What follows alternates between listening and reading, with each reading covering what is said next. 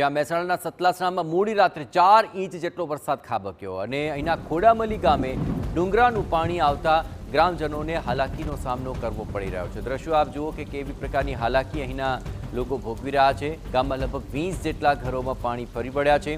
એટલું જ નહીં, ડુંગરાનું પાણી ઘરોમાં ભરાયું અને તેને કારણે રહીશો મુશ્કેલીમાં મુકાઈ ગયા। આપને પણ જણાવે કે અંદાજિત 2 મહિના પહેલા નાળાનું અહીં સમારકામ કરાયું હતું।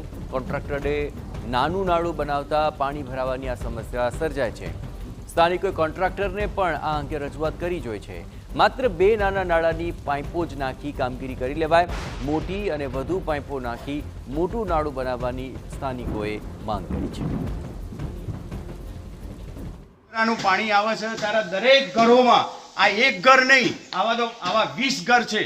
20 થી 25 ઘરોની અંદર આ પાણી દર સાલ પેસી જાય છે, પણ આનો કોઈ ઉકેલ આવતો નથી। ગટર લાઈનની કોઈ વ્યવસ્થા કરવામાં આવતી નથી। આજ સુધી 25 વર્ષમાં આ ઇતિહાસમાં અમે બસ આ મજૂરી જ કરીએ છીએ અને છેલ્લા 20 વર્ષથી 25 વર્ષથી અમે ઉનાળાની અંદર પણ બહાર ઊંઘી શકતા નથી અને ગટર લાઈનનું પણ કામ થતું નથી કે આ કામ નથી થતું।